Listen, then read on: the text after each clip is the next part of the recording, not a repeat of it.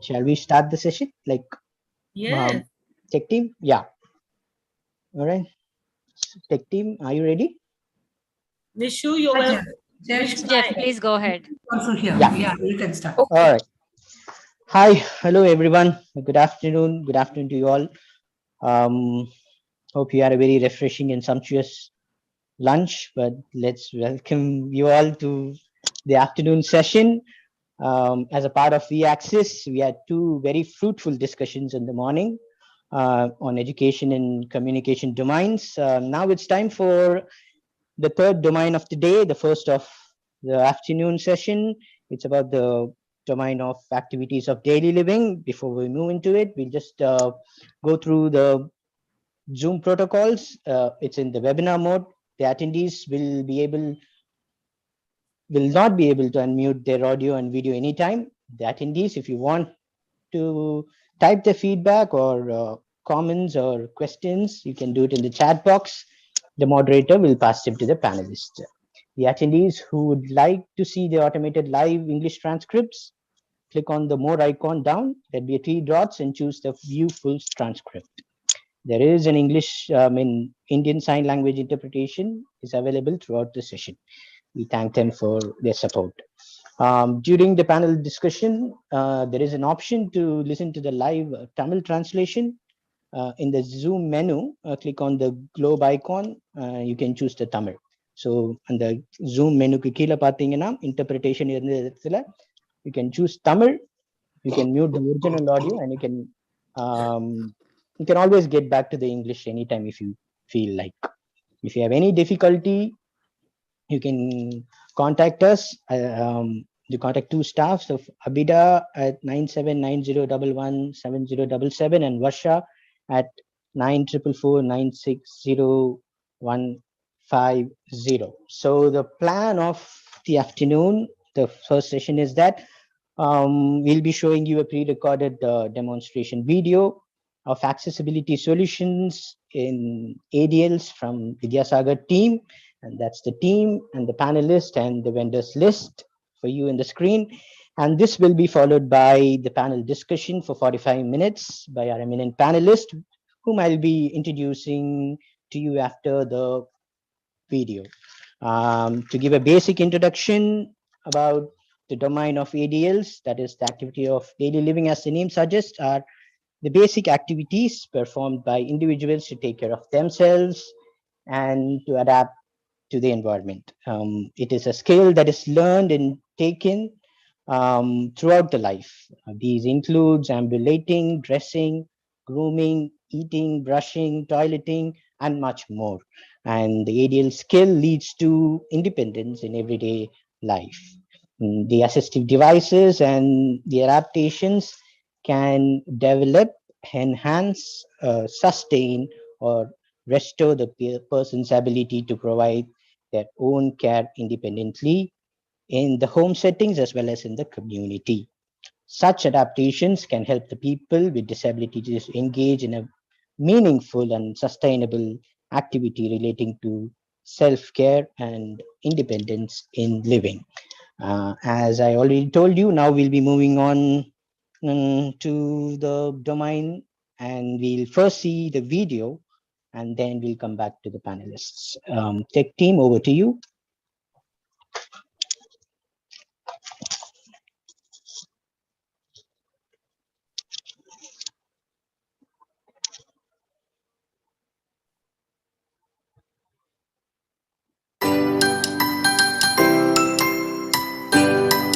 Children with physical or developmental difficulties, delays, or disabilities may struggle with the skills needed to be able to carry out self-help activities. They may not have developed the appropriate grip, coordination, and use of both hands together. Activities of daily living or ADL training starts with the assessment. A team of physiotherapist, occupational therapist, special educator, along with parents, does this assessment for the child. Identify the self-help problem areas that the person has. That is the first step in assessment. Break the training into small tasks. Simplify this task and including daily routine. Make learning fun. Encourage the child and parents to follow activities every day. An ADL, which stands for Activities of Daily Living, includes all the things involved in personal self-care, in getting ready for the day, or getting ready for sleep at night. Examples of ADLs include bathing, dressing, toileting, brushing the teeth, eating, and transferring from one place to other. Brushing. For independent brushing, the area of the wash basin should be accessible with appropriately installed grab bars for support. Universal measurement of the area and the appliances are used. Here you can see different types of adapted toothbrushes.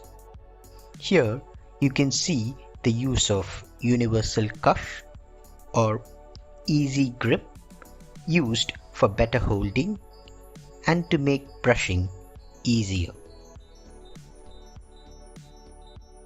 Vibratory toothbrush is used for children with sensory need. The vibratory frequencies, as per the need of the children, are used.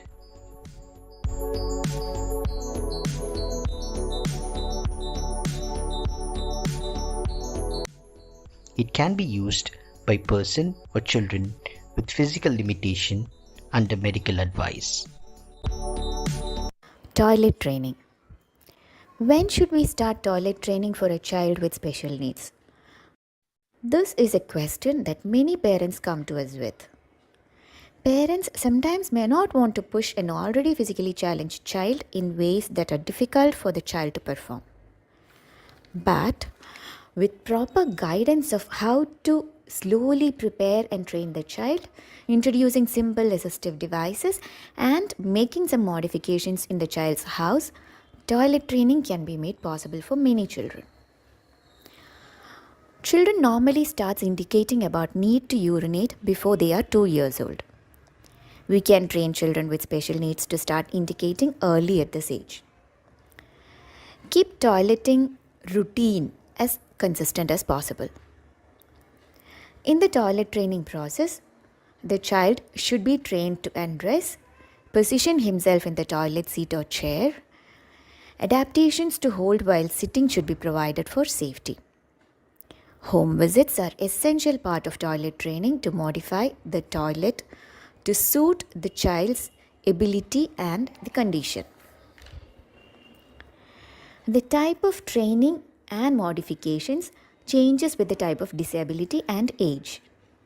Factors like privacy, participation, and comfort should always be remembered. For younger children, social stories, modeling, and role play helps in training.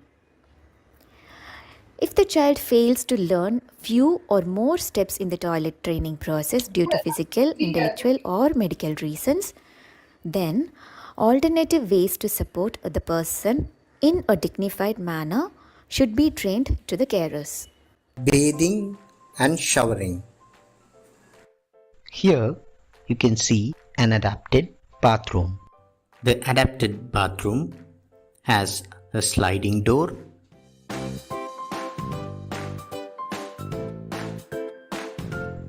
universal measurements of the area and the appliances are used.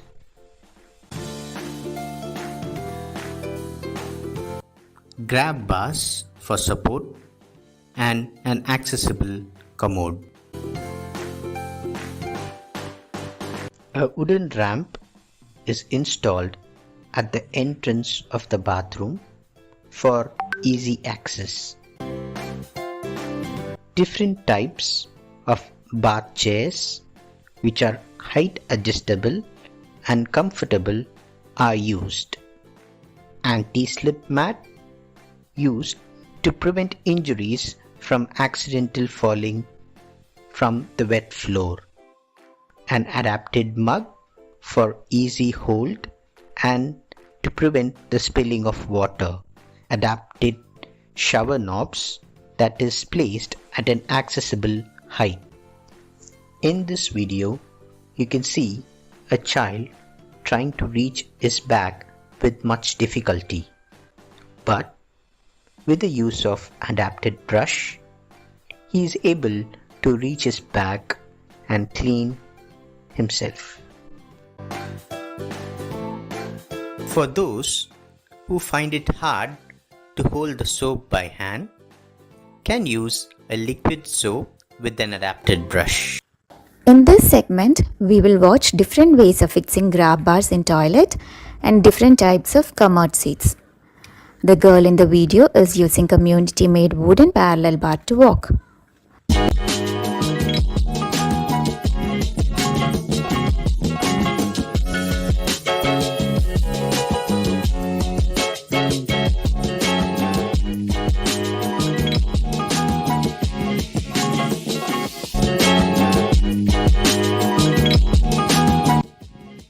A water drum provides her support to stand while she prepares her brush.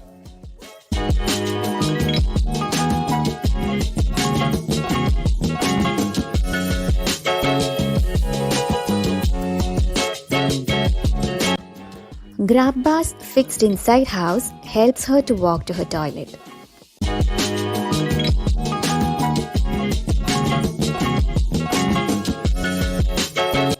A toilet chair is used above western commode and she sits holding on the side grab bars.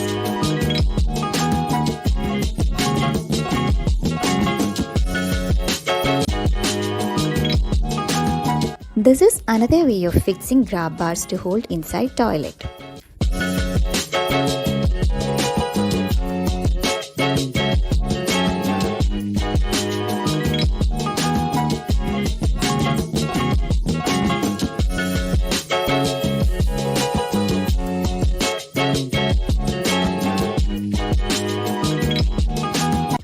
Grab bars on either sides of wash basin provides him support to stand and use the tap.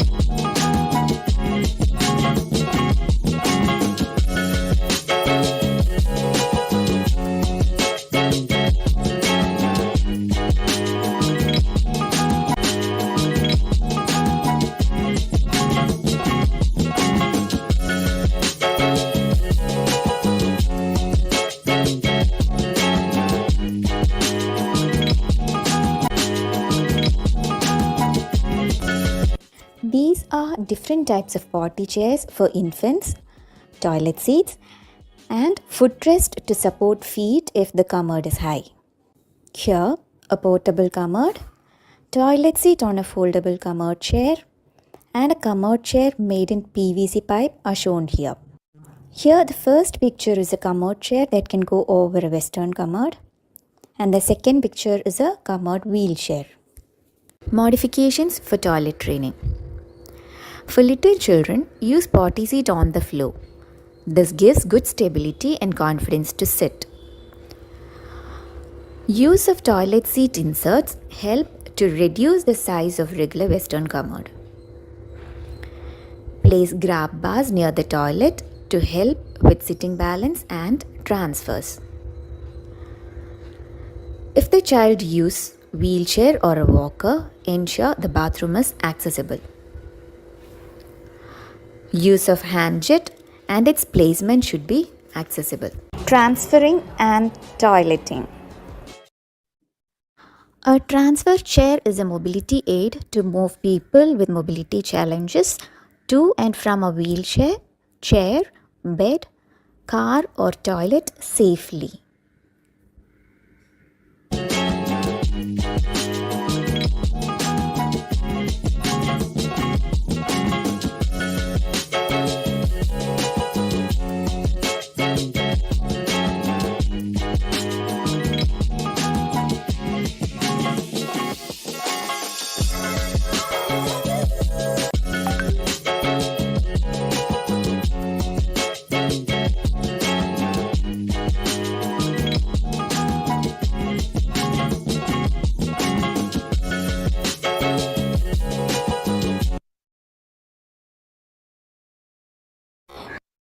Hoist provide a way to transfer a person with limited mobility without putting unnecessary strain on the carer or the person being moved.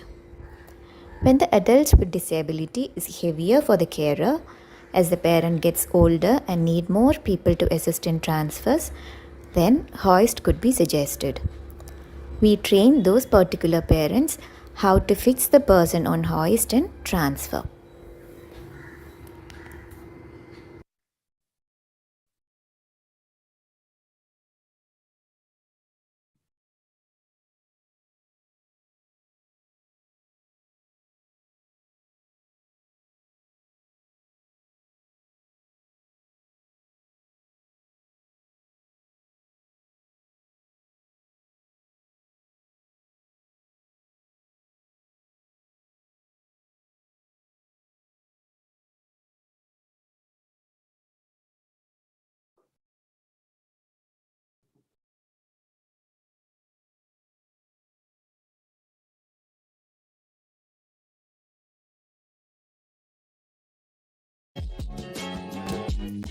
This is a transfer board.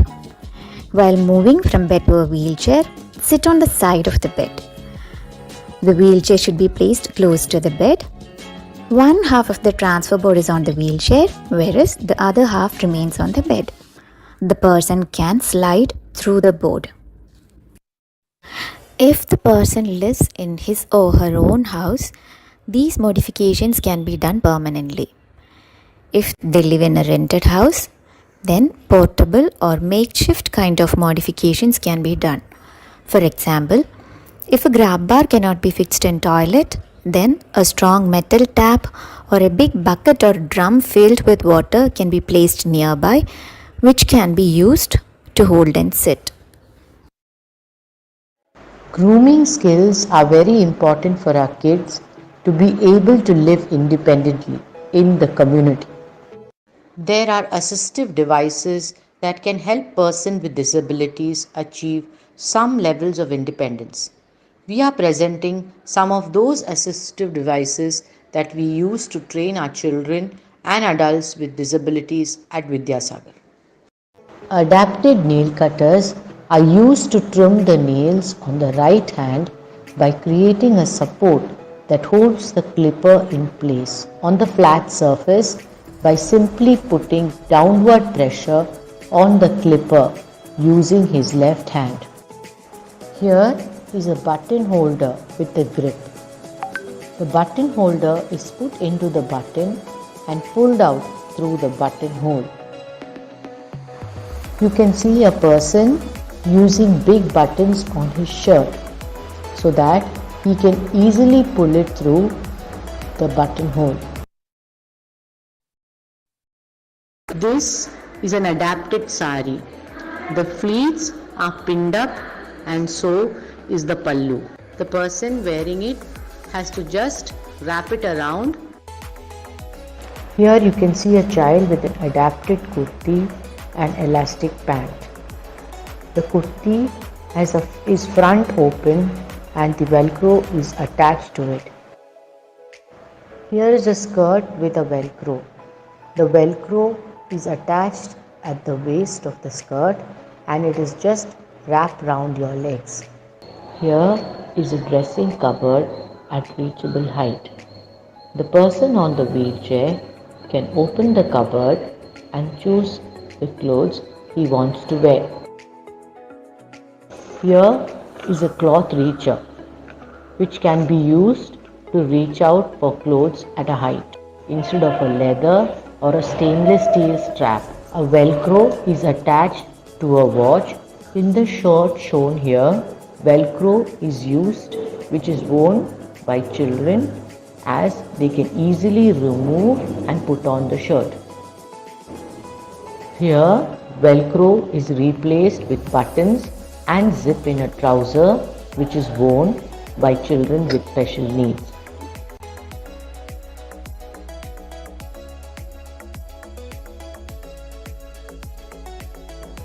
Here are adapted combs. They are covered so that they have a good grip and also the comb is longer for easy combing with minimal hand movement. Here is a shoe horn with a grip. The shoe horn has a grip so that the person can easily put in their shoes.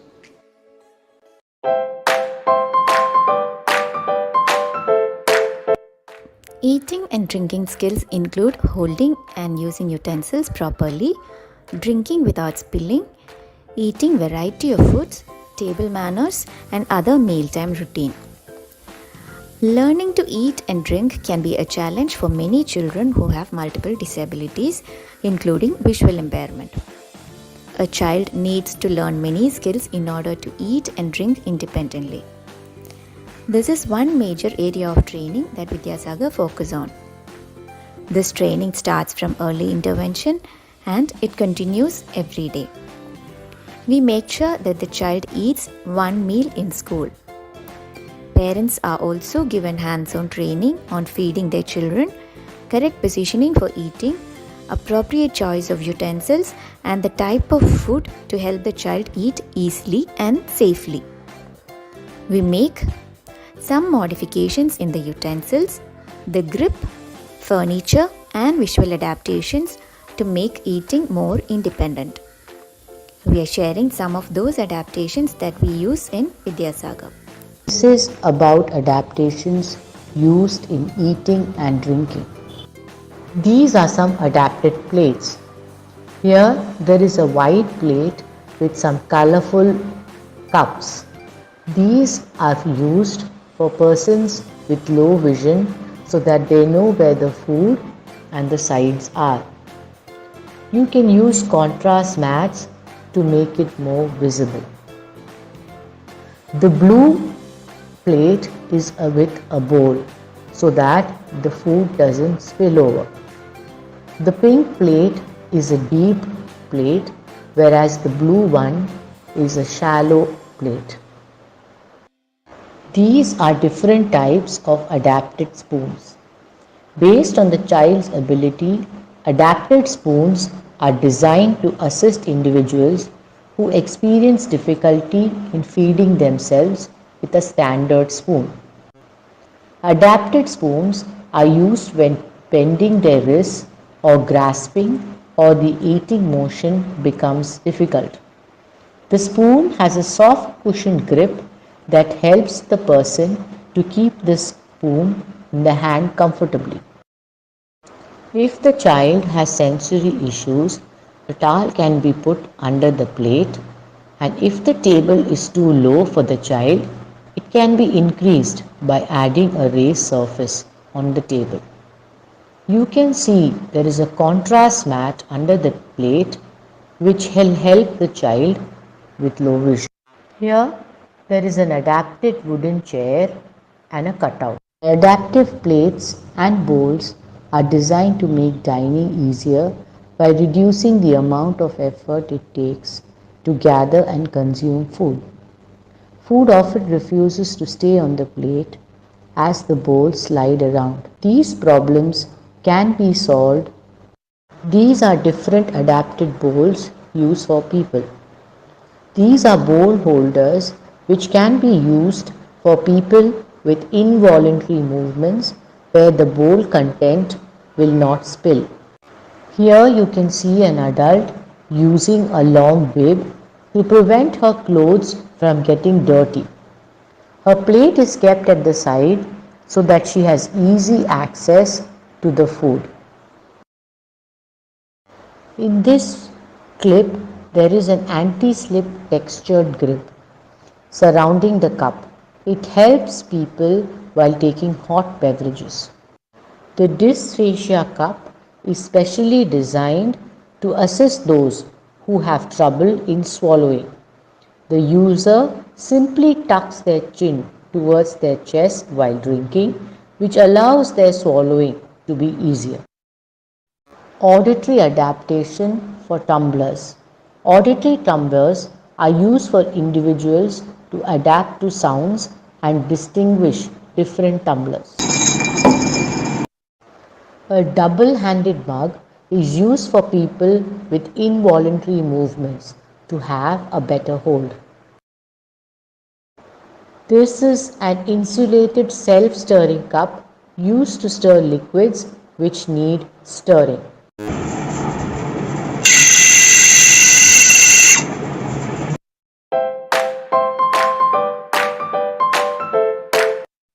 Training self-help skills to a person with disability and his family is a long process which can take few months to many years. We should be very observant to identify small improvements that happen and motivate the person. Home and environmental modifications, updating knowledge on universal designs and accessibility features, ongoing training for the person and family, and home visits are essential part of training. Caring for the carer is also very important in this training. At Vidya Sagar, a strong teamwork of occupational therapist, physiotherapist, vision experts, special educators, social worker, accessibility experts and families work together constantly, aiming at maximum functional independence in all areas.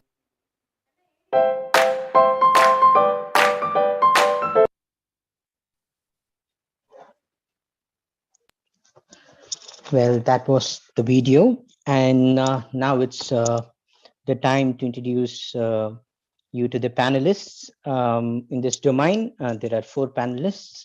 I'll be introducing you to them. The lead panelist is someone we all know and admire, who needs no introduction in the field of disability. That's Mrs. Poonam Natarajan. She's one of the pioneers of disability and developmental activities in India. In 1985, she founded the Spastic Society of India, Chennai, presently known as Vidya Sagar. Vidya Sagar today runs several programs in the field of multiple disabilities, one of the pioneer organizations for disability in India. She was the chairperson of National Trust for the Welfare of Persons with Disabilities at the Ministry of Social Justice and Empowerment, Government of India from 2006 to 2014. She was engaged in making disability policies, legislation, programs that are right-based and people-centered. She also served as a member of New Law Committee, which was formed to harmonize national legislation with Convention on Rights of Persons with Disabilities. Poonam Natarajan is presently working on setting up a resource center for living independently in the community. This is a pioneering work for adults with disabilities. It's named BLISS, which stands for Begin to Live Interdependently with Support Systems. The main objective is to set up a model of supports in the community for adults with disabilities. So we welcome Poonamaka, and she'll be the lead panelist. And the next panelist is Mrs. Abha, an occupational therapist with over 35 years of experience in occupational therapy and education. Abha is a licensed occupational therapist in India, USA, and UK with a passion for enabling children and their families. She believes that early childhood intervention is essential to mitigating the effects of developmental delays and disabilities. Having started a career at Vidya Sagar, she is very, very proud to be associated with it. Next on the panel is Ms. Nishu Tyagi. She's an occupational therapist and telerehabilitation specialist, presently working as a consultant with the Delhi government and Spinal Cord Society in National Injury Prevention Program.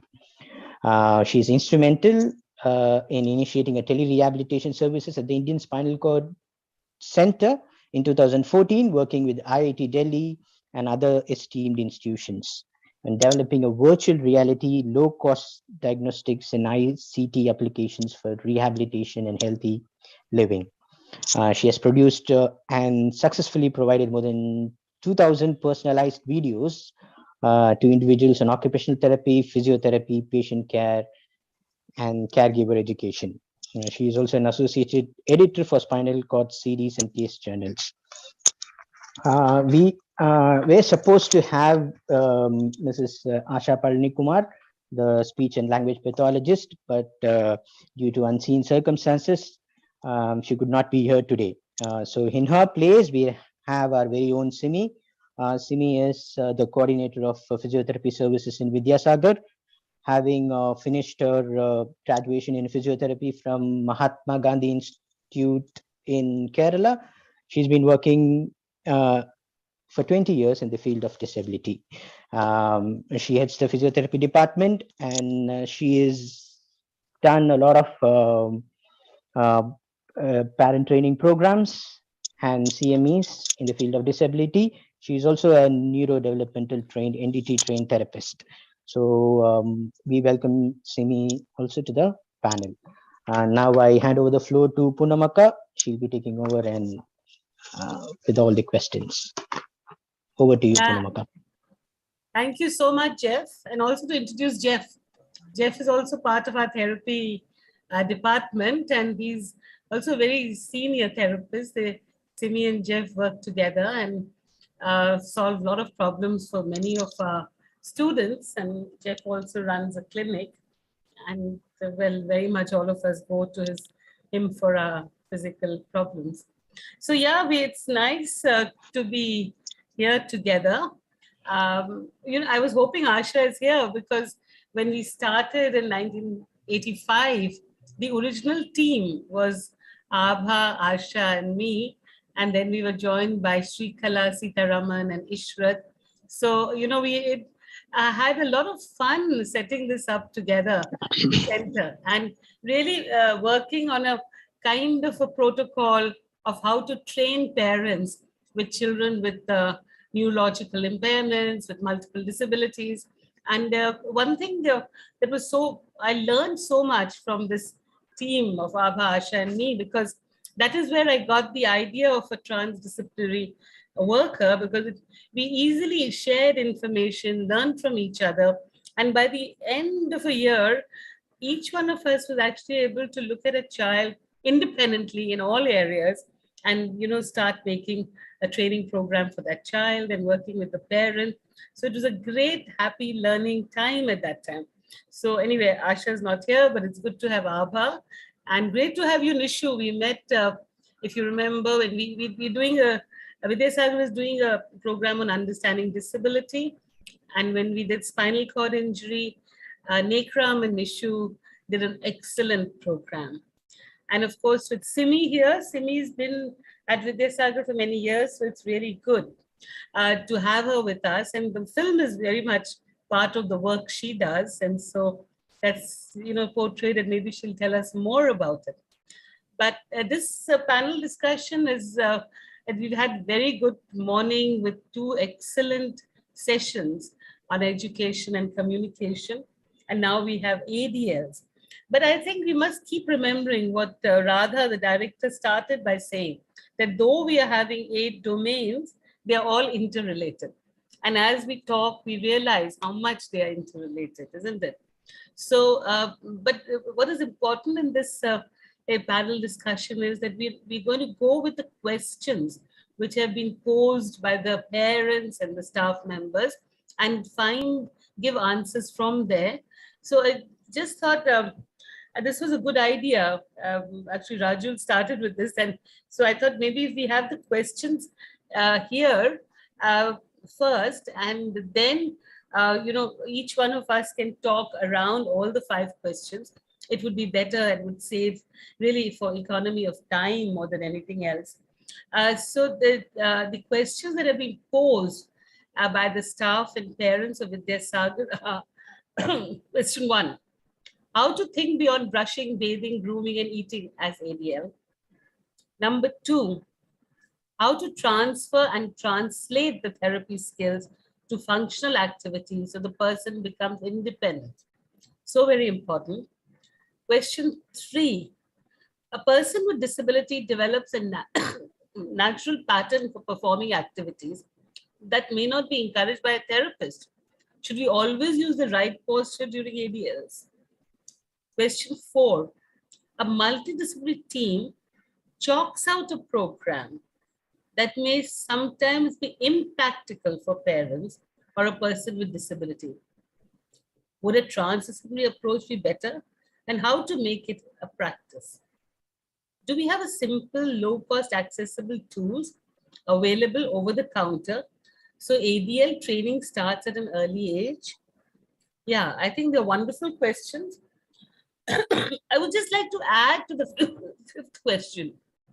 I don't think we're talking about simple low-cost tools only at an early age, for early age. But at each age, as our needs change, I think one thing we need to realize is that it's not just children. It's a person with disability who acquires more skills as they go on, number one. And then as they grow older, now that I'm looking at adults, once they're 35 and 40, they lose some skills and may need more assistive devices. So don't talk about low-cost aids only for children at an early age. Low-cost aids or assistive devices is something we all realize that our stakeholders will need. They need an appropriate device, which has to be very creatively designed, and they need, it should be low cost, hopefully, and it may need to change. So sometimes I've found that, 20 years later, when you visit the child has different needs, but the adaptations in the house are the same we made for the child when she was at school. Now we need to keep thinking about this. That's the challenge of for all of us as rehab workers, really. So I think this ADL session is very important to think about, because the first question itself takes us to thinking and redefining ADL. They say, is it only brushing, bathing, grooming, and eating? It surely is. It is about toileting, it is about bathing, it is about brushing, it is about dressing, it is about undressing, it is about grooming skills, how to cut your nails, how to keep your nails clean, how to, your hair and everything. It is about all this. But I think it's about more, because activities of daily living, we have to take our imagination and think about our children as adults, number one. And secondly, which, we're always talking about inclusion. We want our children to participate in the community. We want our children to be socially visible. We want them to have social skills. So then there are many other skills which need to be added to this ADL list when the child is still at school. Many, many more skills which we do teach some of these skills, like Sampada just said, there's a session on ADL, on cognition, on communication.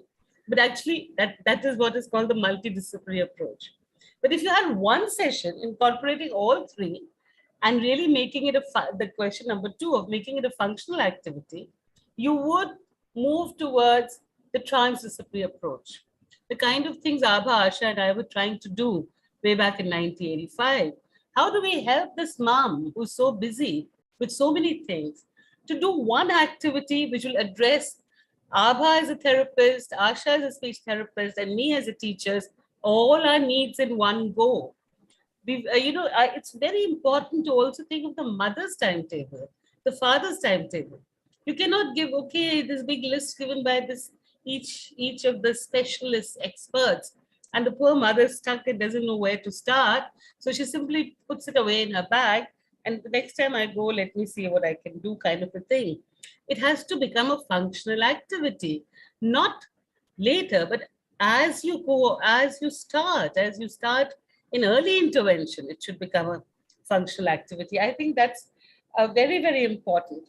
I just Googled activities of daily living, and they said activities of daily living is shopping, housekeeping, making a meal, hygiene, laundry, making a phone call, money management. So, we do teach money management in the classroom. We do teach some of these things. But what I really want to say is that for me, so these are all part of our, we say trying to make children independent. We also realize children will need help, or a personal help in certain things. So one very important skill I would really want to underline is the ability for a person to know when they need help and ask for help. So they must try and become independent, but they may not be able to do all activities. So who do I ask for help and when do I ask? But more than asking for help is being actually when you're going out, you need a certain assistive device. The other day I'd gone out for lunch and I had an adult with me and a student who was part of who we were going to have lunch. He actually needs a tray under his plate on his wheelchair. But he just expected the place we were in to produce the tray. I think he could have carried the tray. You carry your assistive device with you. It reminds me of Malini. Raju spoke about Malini Chip. And Malini was in London and I was spending a little time with her. And Malini was doing her gender studies that time. And she and I used to love going to the pub and having a drink, you see. But Malini knew she needed a glass with a straw to have a drink. So she would always carry that glass and a straw. And that's how, the film Margarita with a Straw has been made on Malini. And that is why it's called Margarita with a Straw. So you carry your assistive device in your pocket, in your bag, in your wheelchair, so that you're a little more independent when you go out. And it's socially more acceptable than saying, oh, please go find me a board. And then that becomes a charity model. There's this disabled person, find a board quickly, do this, do that. Why? We generally carry what we need. So I think we must train our children to be a little more self-reliant. We talk about autonomy. We talk about self-determination. We talk about our children, wanting to make choices. So it all starts with how you present yourself. And I think it's very important to, what is the assistive device I need? Is it possible? Is it portable? Can I take it along with me? When I go to somebody's house for dinner, I don't have to throw them into a tizzy. Oh, let me find a proper spoon for you, a proper plate for you. Whatever you need should be with you. So, because it's all about soft skills too. I think ADL, if you want to extend our imagination, let's think about soft skills. Let's think about adults participating in the community, making friends. Let not people run away from people with disabilities because, oh my God, I don't feel like helping someone right now. I'll have to feed them, I'll have to push them, I'll have to transfer them. No, let me not make friends with this person. That's not what you want to leave our students with. We want to give them that more kind of a... So, Google also says ADL is about communication, which we just talked about. It's about expressing sexuality, which we don't allow in our country. So it's about a lot of things. But it's most of all, I'd like to conclude before I open the floor, and I'll start with Abha, go to Nishu, and then Simi, and each one can have 5 to 7 minutes. But I just want to flag my last point, and which is to our families and parents. You see, we have to learn as parents when to let go. Every time our child learns a new skill, let her or him do that. If they learn to do one skill, like scrub themselves, don't do it for them. Move away, do the next step. When they learn the next step, move away. I am so sad when I meet some of my students whom I love so dearly when they're 35 years old and they say, I need my mom's help or dad's help in the bathroom, when actually they can do it independently. So I hope to see a better day. I hope I live to see a better day of more independence to ADLs. But here we go. I think Abha has taught me so much, and especially in terms of ADLs. And I want her to start with something she said to one of our students, which really changed his life when she was here last time for maintenance therapy.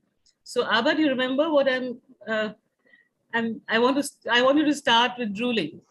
Yeah, and here we go. It's your turn. Take about 7 minutes, 7 to 10 minutes. So hello everybody, and I must remember to say good evening because it is like really early in the morning right now. And watching the movie, listening to you and talking earlier, and also looking at one of those question and answers from some anonymous person. Yes, to start with what you've been saying, activities of daily living, they're instrumental to self-preservation and understanding that, you can be independent in doing so many things, and then extending it, like they said, it's now the other part of it is the instrumental activities of daily living. And an easy way to understand and think of it, like you said, Poonam, making a phone call, blah, blah, blah, is shaft, shopping for yourself, housekeeping, accounting skills, money management, food preparation, feeding, as well as how to be able to use telephone, transportation, and other things, which make up your daily living. So to start with what you said about the drooling bit, one is, like you mentioned, that, first be self-reliant in carrying your adaptations with you. The second is, we as carers and parents must also be able to provide feedback to the child and adult. One simple way of providing feedback is, let's do a lot of these grooming skills. For example, let's take feeding, because we'll talk a little bit about drooling, in front of a mirror, and you provide the cues as you watch the child. Are you drooling? What is happening with mouth closure? And if these things start early and happen in a routine, they're addressing half or maybe 80% of what therapists are asking parents to do. And so it becomes a routines-based intervention where once the mother understands, and of course, breaking down into steps, these things can just be done on a regular basis to address most of the team's recommendations. So feedback. And the other thing about drooling is, if the individual is not aware and does not learn simple ways of suck and swallow and things like that, the drool becomes worse and more persistent. Your control is not there, and then becomes ugly to watch. And then there is poor hygiene, even smells bad. So that's one of the short ways of making this person really stand out in a crowd and others want to not really associate with them. The other thing is grooming. Being able to, really smell good, look good, dress appropriately. A lot of times I have found in my practice that parents may, like you said, Poonam, things don't adapt as the person grows. Parents may continue to look at their child as the child. So this 14-year-old may be dressed really inappropriately with a Disney cap and a Disney t-shirt, and so instead of this 13, 14-year-old adolescent, they somehow are still thinking of this 3-year-old little baby, or basing it on a cognitive perception, their perception that, oh, ye to bacha hai, you see. So those are things I think that are important also to bring into the book. And one thing I noticed in the movie, the Ariel movie, there was something about dysgraphia, and it moved quickly and I couldn't really get that, but and about brushing, which said that these things can be chosen based upon medical advice. So I don't know if it is really necessary to choose these things upon medical advice as much as what the person and the parent, find and can this thing. The other question I think that were raised was how to transfer and translate therapy skills to functional activities so the person becomes independent. And I think the one very important way is when, like in the movie too, it says there is a lot of home visiting.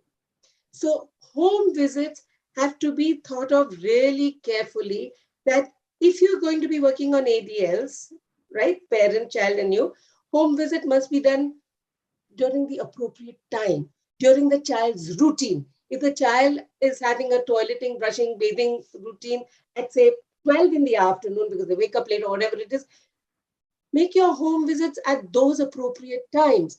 Once routines are respected, the parent-child routines are respected, and your home visits coincide with that routine, and routines-based intervention for activities of daily living is established, half the task of, doing it in a functional way is established. The other question was, I think, if a person has different patterns of doing activities of daily living, should you try and correct them? Well, if it is a 15-year-old who has limited mobility and is, laying on the bed and laying and, turning side to side to put on an adapted kind of pair of trousers or things like that, it is a learning experience for yourself so that you can use that.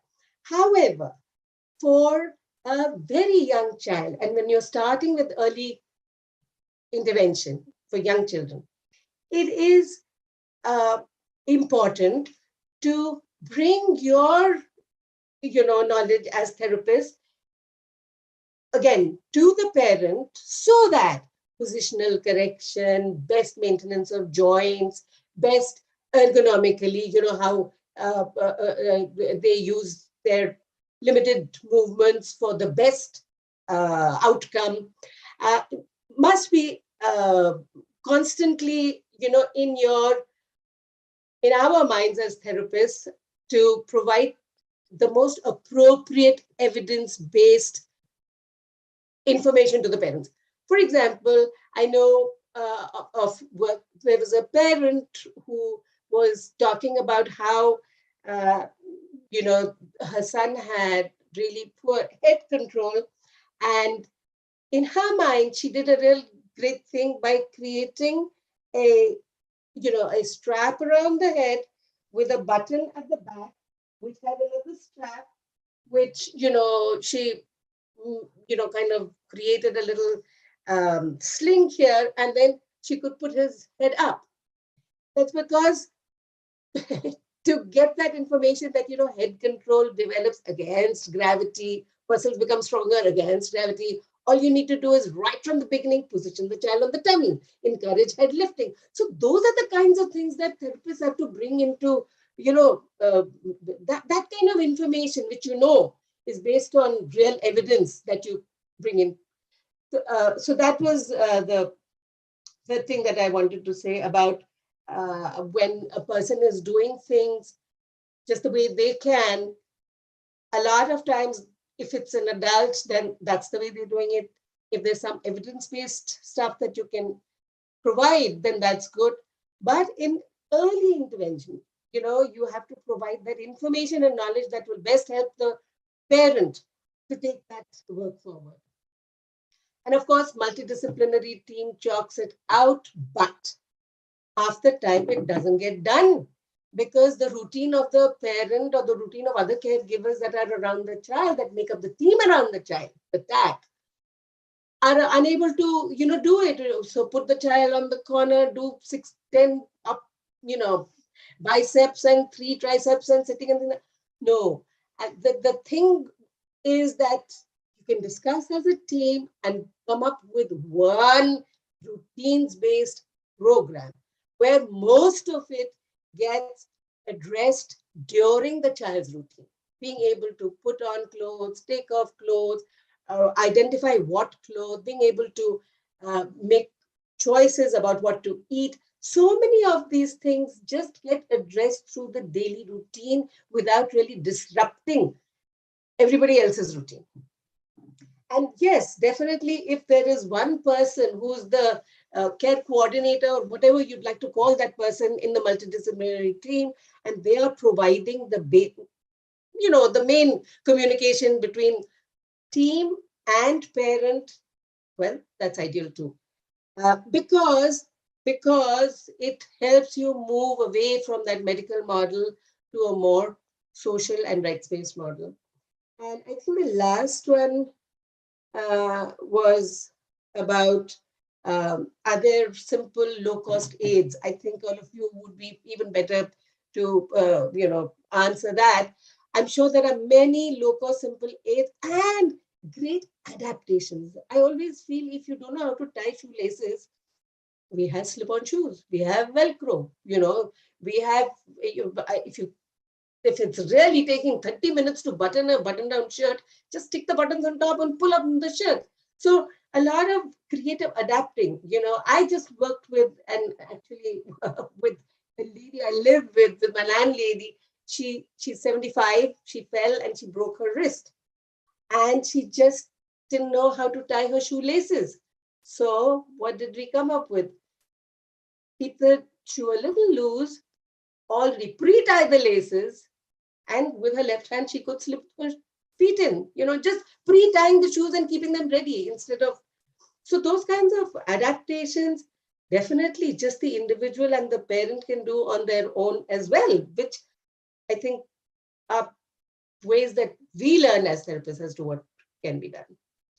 So I think that is what I'd like to say. And I don't know if there are any questions here. Oh yeah, there is. Abha will come back to the questions after Okay. Nishu and Simi. Yeah, we'll do one more quick round. Yeah, okay. Nishu. There's a question on privacy, which is in the chat box, and we'll come back to it. But Nishu, your turn. Please go now. And good afternoon, everyone. And first of all, thank you for the kind invitation and this opportunity from the Vidya Sagar team. It is always a great honor to, have an association with all of you. It is just an exchange of knowledge I usually learn from all of you. So thank you very much. So as we all are discussing related to the ADL, so I would like to highlight on some important points that I have observed during my practice. So as the first question is how to think beyond brushing, bathing, grooming, and eating as an ADL. So basically, we are always focusing on the personal care assistance, that is the basic ADLs. But I think as Poonam madam and Abha madam said, we must think beyond these ADLs because we have an instrumental ADLs which could support our lifestyle system. So I think awareness is very much important. We do not have awareness on such ADL skills that we can achieve in the children, or we can train the parents. For example, we have domestic ADLs as well that we can support the children and parents. For example, like hobbies, playing music, recreation, engaging in certain fine arts, painting. I think children have so much skills with them, but we do not stress on those skills. I have seen children like special child, like autism, they have a beautiful painting skills, but we never stress on those skills because we always highlight on the basic ADLs that are necessary, that are the basic essential things. But beyond that, we could also highlight, and I think we should be very much observant. As I was seeing the video, I think observation is very much important as a therapist also and as a caregiver also. I think we should make a list what is required from the parent side, children need actually, and how the therapist can decide on all these factors. So I think training and awareness is very much important for the family and caregivers when to recognize all these factors. And when we talk about the instrumental ADL beyond the personal care ADLs, I think we don't give much recognition to this. For example, shopping, finance management, money management. So I think how to use computers. We all are talking about digital India. Then we can use a technology for our managing our daily routine tasks. So I think we can train children related to these minimum things. And then when we talk about the domestic ADLs, I think we can tell the children related to the mentally fit, the healthy exercise that is related to the mental exercise. So that could be another program that can be stressed upon. So I think beyond that, one thing I would also like to add beyond ADL is safety management. As Poonam ma'am said, when to call, I think I mostly stress on this factor. Emergency response is really important that a child should know. And this could be utilized as an early intervention program nowadays. So this is really very important when we think beyond ADL. So this is the first question that I would like to highlight. Then the second is how to transfer and translate the therapy skills to functional activities. I think this is really important because as Abha ma'am said that as a therapist, it is very monotonous, to do the exercises, the biceps training and all. So I think it is sometimes useless. It is better to engage all these activities as a part of program during the routine based care. For example, if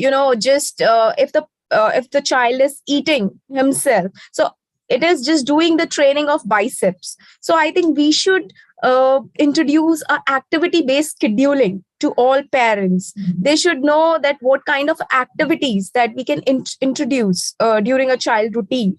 So functional activities is really important, and I think the play therapy can also be utilized because most of the functional activities can be utilized when a child play. So and for that I think we should be very much observed because nowadays we are also utilizing digital therapy. So I think if the parents are stuck somewhere, we can ask the parents, making videos, the whatever the child is doing in a natural environment, and accordingly a therapist can help that yes, that is the problem or the challenge for a parent or a children, and accordingly we can provide solution to the parent. So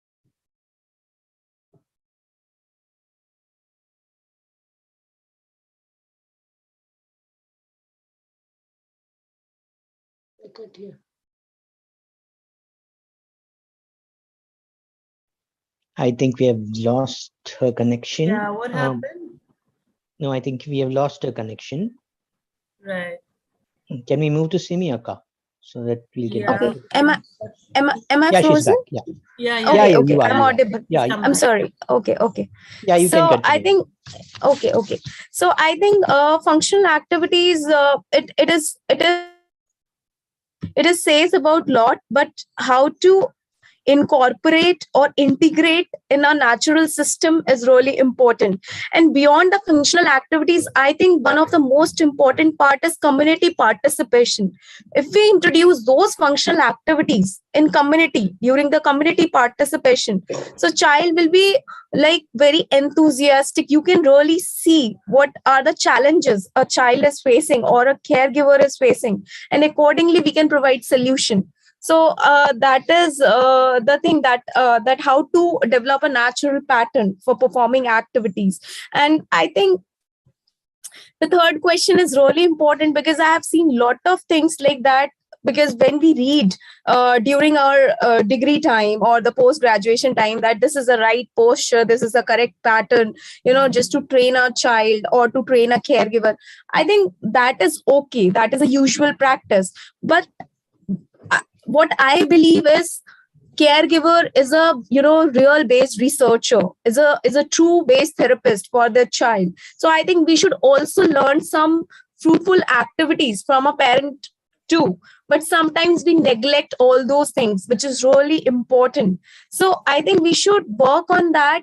For example, if a child is learning how to practice a shoe skill, so sometimes the child use their own way of practicing those skills. So we never discourage that because it is a lot of years or the time take to practice that skill, and we cannot just straightforward say no, this is a wrong pattern to do this thing. So I think that it is a very slow process, but we can encourage the parent and the children to done that practice. But I think the right correction is important. But as a therapist, we should be vigilant enough that what is right and what is wrong, and plus the evidence-based approach, as Abha ma'am said, we need to introduce that. So it is just not a theoretical based practice, because when we learn theory, it is different. And when it comes to practical, it is totally a different approach. So I think we as a therapist or as a multidisciplinary approach person, we should work together, because this is not a one person work, this is a team work. So we should discuss the goals, the realistic goals with each other. And I think one of the most important thing is stakeholder, that is the caregiver, or if the child is an adult or they have understanding, we should include them as in a goal planning. So we can introduce them as in a goal planning as an important part, and we should discuss what are the challenges that you all are facing, and accordingly we can plan a therapy plan, like in the short-term plans and the long-term plans, and we can discuss all those challenges with the parent or the child who is able to understand, and accordingly we can introduce those solutions. So I think transdisciplinary approach is important, but how to integrate properly in the routine therapy is really important area that we should all therapists or the parents need to understand. I've also seen that there are certain therapy areas where we always said the parents that just to go outside and sit. So I this is my personal opinion, we should not encourage always. This is in the some cases that we can encourage, but I think parent is the real person. We should introduce them during the goal planning area, and we should learn all those challenges what the parent is facing, because a child is only with us just for an hour or the 45 minutes, but a parent usually live with the children with 24 hours. So I think that is the one area I would like to focus on when we are introducing a multidisciplinary team. Then the fifth question is the low cost accessible tool. For this, I really congratulate the Vidya Sagar team. I was just looking at the videos. This amazing low cost accessible tools are available. And I think for that, customization is really important. And I would like to highlight here that as a therapist, we always say the things that, you just buy on the Amazon, you just, search on the Flipkart, we have a universal cuff and all this. But honestly, what brilliant and incredible solutions you have brought up, like nail cutter adapter, and people are so vigilant towards the care of children. So I think that is the awareness, proper assessment of the needs of a caregiver or children is really important when we need to have an accessible solution.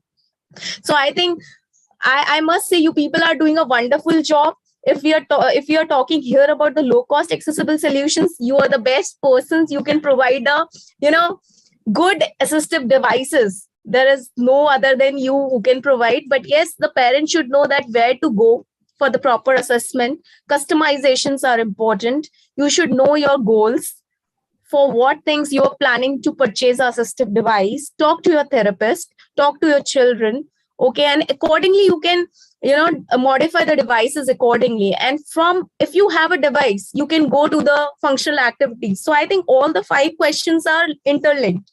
You should know where to approach, whom to approach, when to do the proper practice, and how to do all those proper practice. So I think this is a wonderful, and I'm really happy to be the part of assistive devices. But what you people are doing is really incredible. So congratulations. Thank you. I think Thank Simi you. should be saying thank you. Yeah, thinking of the same. Really happy to, and so feeling to hear all these, that, and also to see the changes that are that we notice in our children, and the happiness in the family once they see a child a little, even if it is a little, as independent as possible. It can be big or it can be very little also, but that's really satisfying. It's always, for us, it's always like trying to find solution for one problem, but in different ways for different people, and again, different problems on different topics. So it's always it always keeps us thinking and searching what is available where, and how can we adapt it, because many things that we find are very expensive. So we try to know a kind of bit of take the help from the carpenter or local resources available and try to modify it, make it in our own cost-effective way. So we try a lot on that. So thank you so much for mentioning that. And And I think on many things, we are all on the same page, like Poonam said, and Abha ma'am said, and Nishu said. It's all like, all of us are going kind of on the same page is what I feel.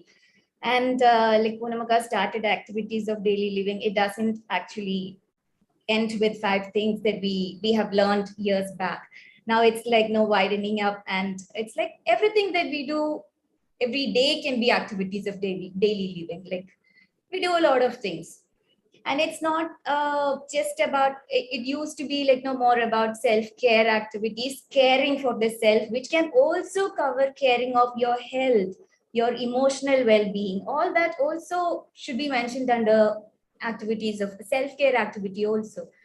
Like most of us do have a little time to exercise for ourselves. We take a little walk, we walk to our friend's place. We do certain activities like listening to music or watching some fun program, reading books that keeps us emotionally healthy, and things that keep us physically healthy. All that also comes under self-care and activities of daily living for me. So one thing which I was like thinking is, yeah, whatever we say, it's like grooming, brushing, and toileting and eating plays a very strong place in ADL training, because what we face is like when a child goes to a school for an admission at 3 years, 4 years, or even 5 years, or even later for certain reasons, there are 1 or 2 questions that are thrown on to the parents, especially when it is a child with any disability. It's like, is your child able to go to toilet by themselves? Is your child able to eat by himself?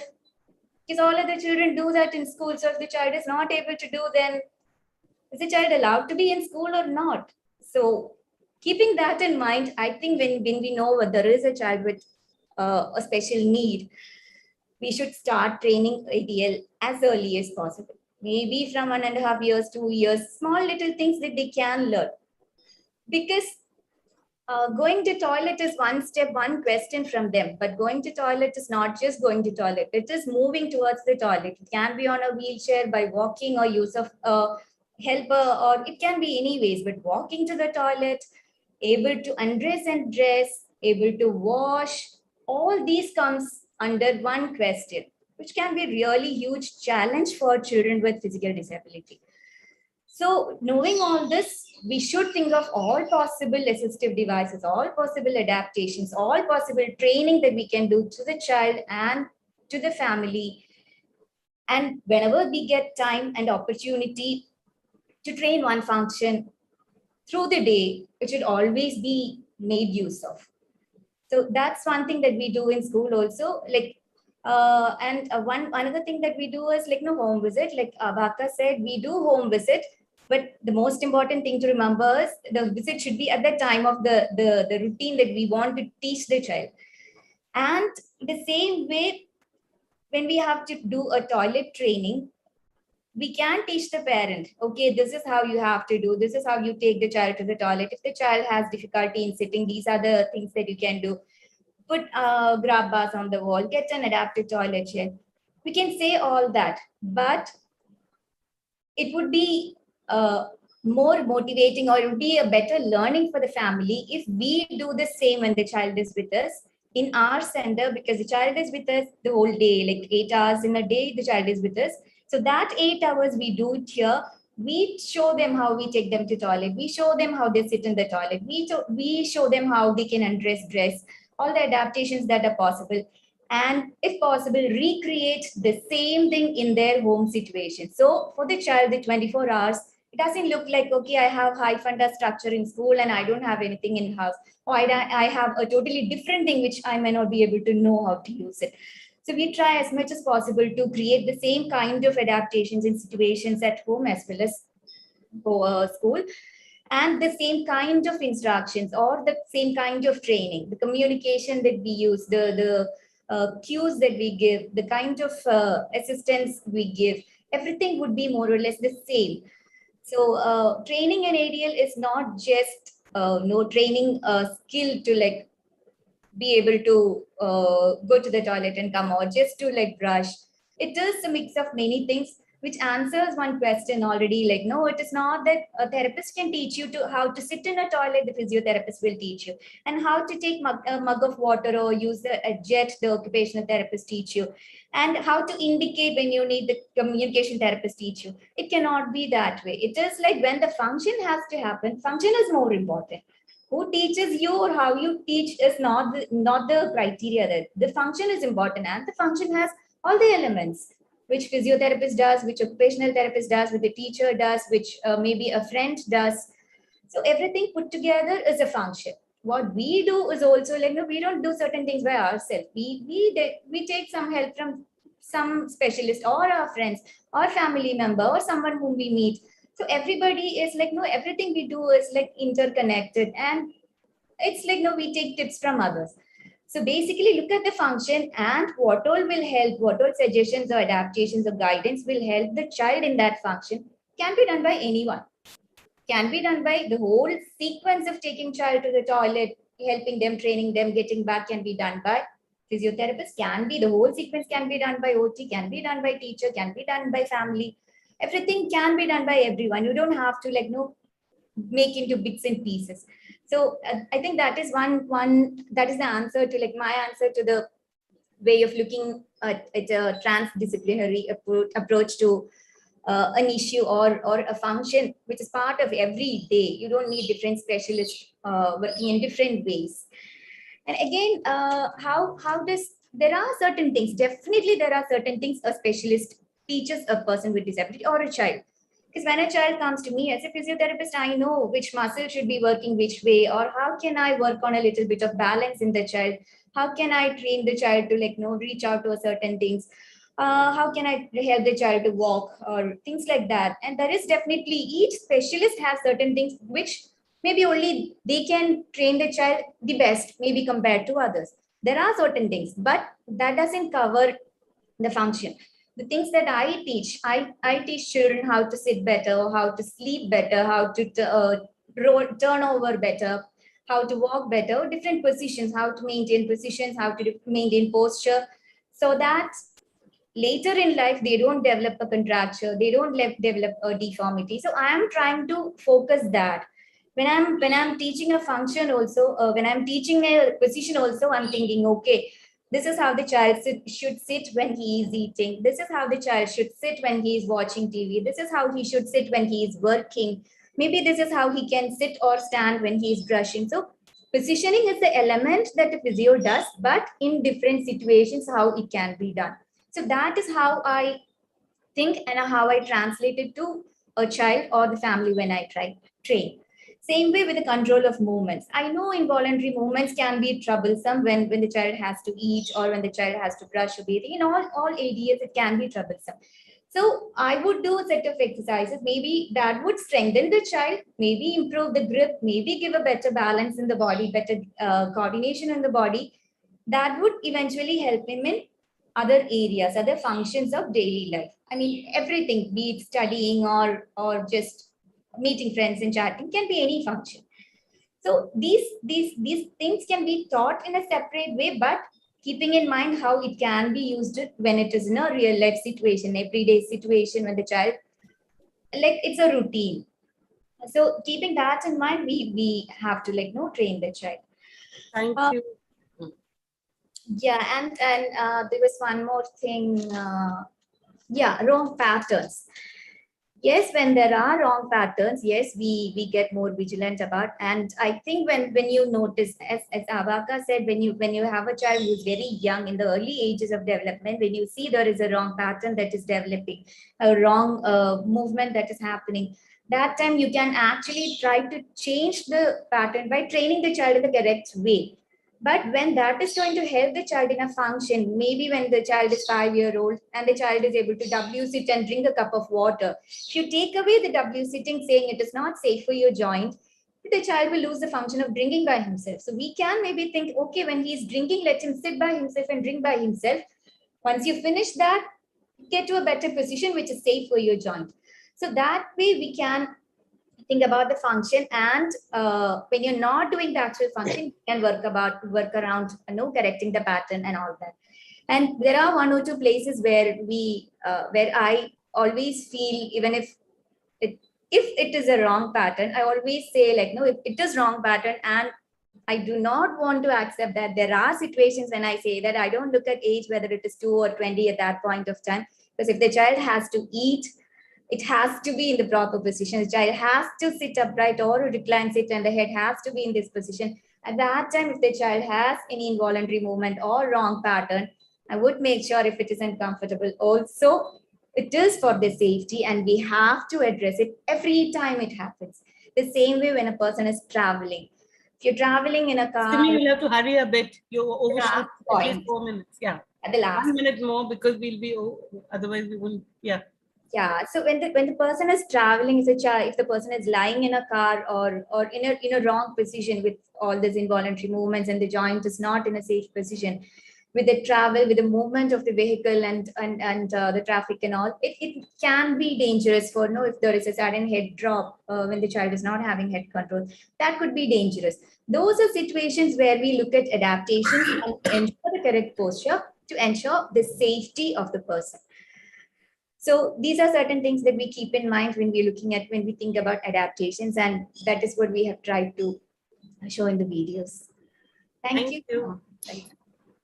So thank you. We have very little time. I think we're going to overshoot, but I'd like to do one more quick round, maybe 1 or 2 minutes. There's some questions.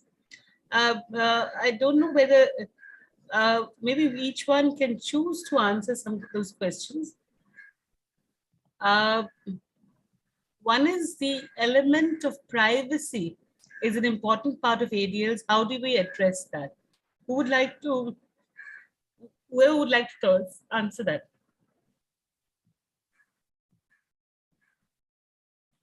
Can I, should I go? Abha? Yeah, go ahead.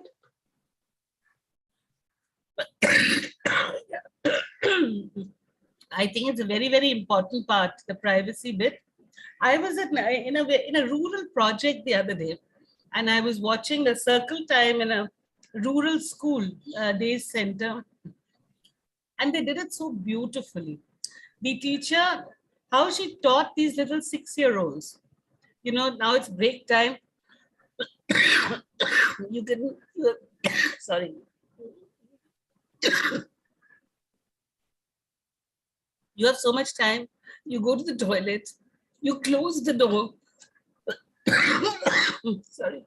You use the water, you put water in the toilet, you wash your hands, you come out. I'm sorry, just 1 second. I think it's so important to teach privacy from day one, especially in rural areas. Some of privacy is not followed for children with disabilities. But here in Timbuktu Collective, even when in the Sangha, the self-help group meeting, they were talking to parents about, please teach your children privacy. So unless you start from early age, privacy can't be taught.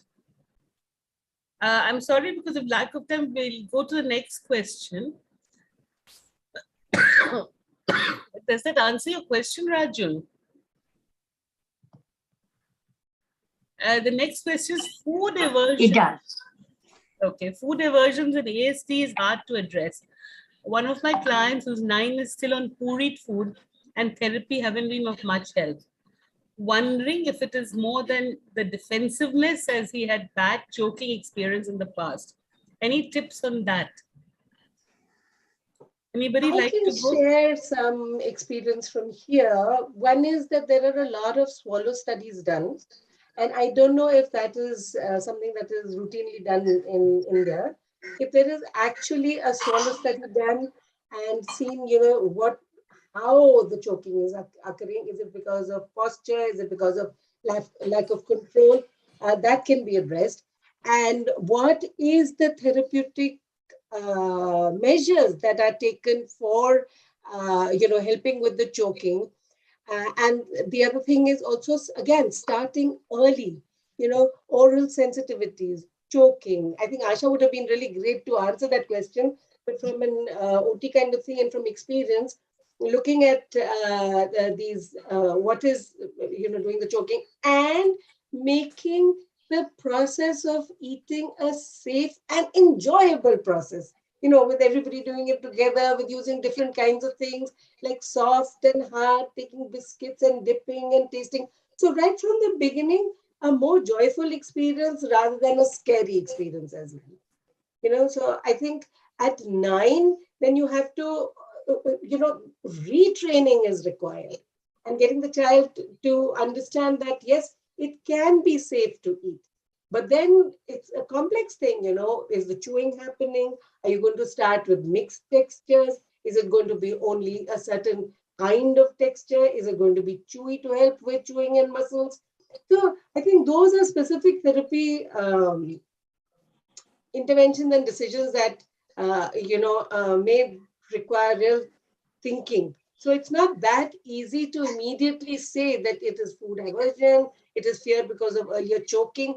What it is, how to address it, will have to be looked at for that specific child. Thank you. Thank you, Abha.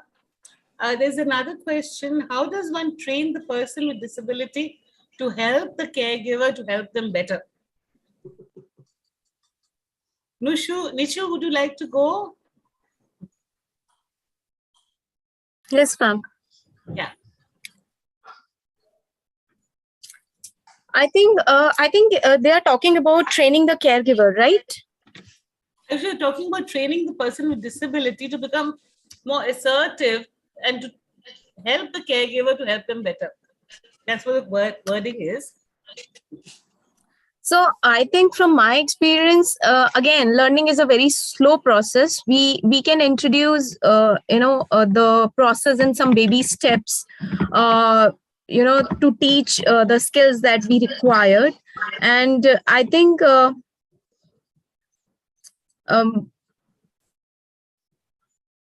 for example, if we would like to train train the disabled, I will not say disabled, the specially abled person,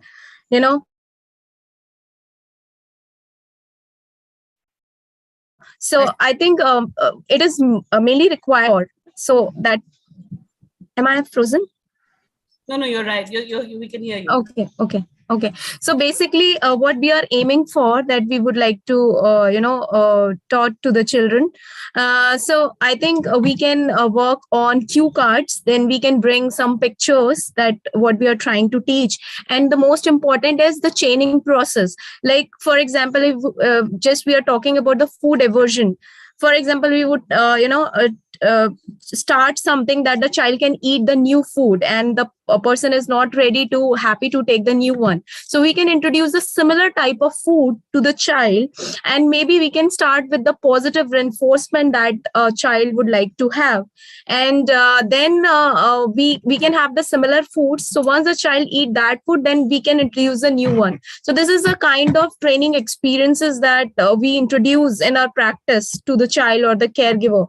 So this is how we train the people. So this is really important for what you are aiming for, because it's a very vast process that training the specially able children or the caregiver. So we need to identify mainly the domain first, and accordingly we can go with the positive enforcement and the baby steps towards that.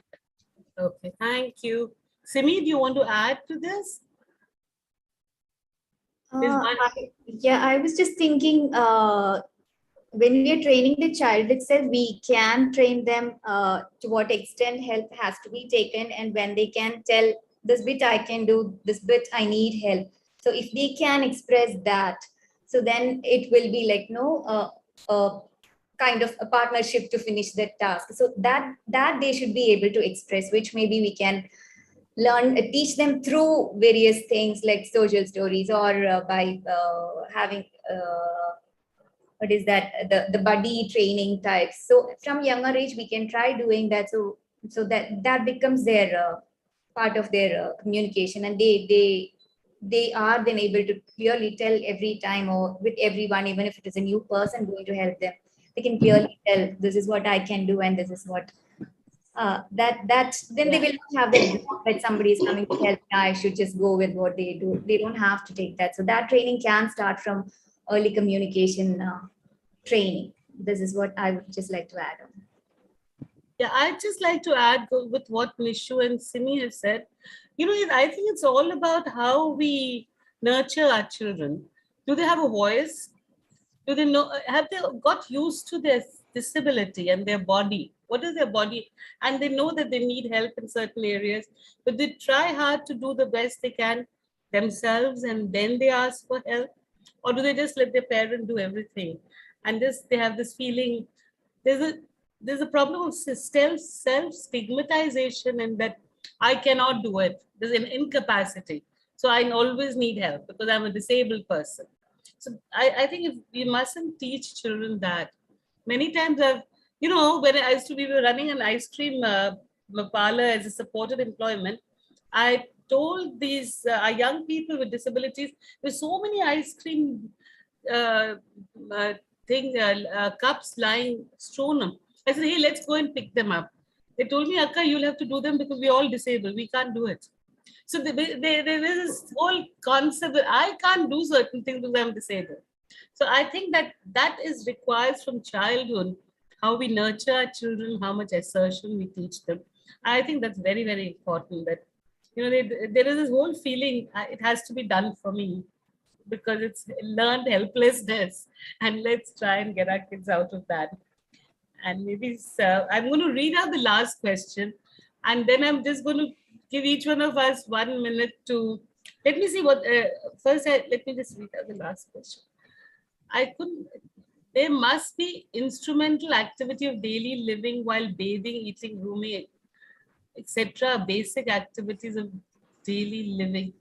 There's some anonymous attendee who's asked this question. I don't understand it. Anybody wants to? Yeah. I think, when we started the discussion, this person just put in a comment that those must be instrumental activities of daily living while bathing, eating, grooming, etc. are basic activities of daily living. That, beyond basic self-maintenance, there is, communication, telephone, transport, food prep, house. So I think that is what they were just making a comment. Okay. So let's just wind up now with each one of us 1 minute, one message you want to leave everybody with on ADLs. Abha, can we start with you? Yes. I also want to say, drooling, why I had kind of underlined it, because I think you can't get jobs if you drool. And I also want to say that, we taught children in Timbuktu to use ice cream sticks to put, it was something Abha taught me, put ice cream sticks to learn how to swallow. And we actually had kids who overcome drooling. So I'm so happy. And I think that was one thing. So I just want to say, there's some things we need to work on so that our kids can get on with life better. But I'm sorry for that. But Abha, yes, you have 1 minute. Yeah. So I think activities of daily living are what will showcase what that whole huge multidisciplinary team is able to achieve.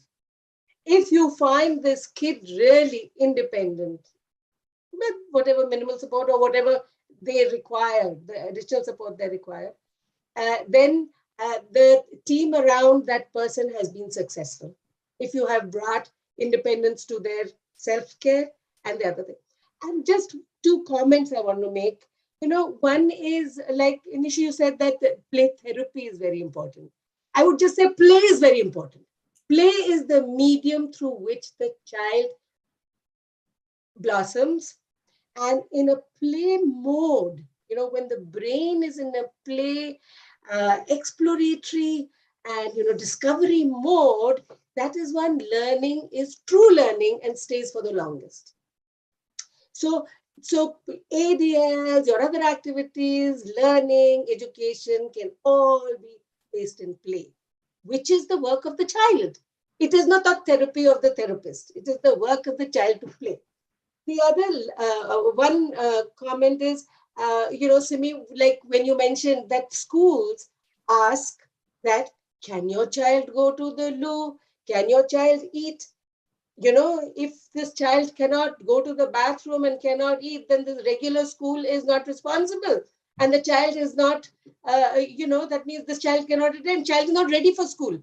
I think it needs to be flipped on its head. Schools better get with it that they are still not ready for our children, for all children. Whereas in many, many years that education is a basic right.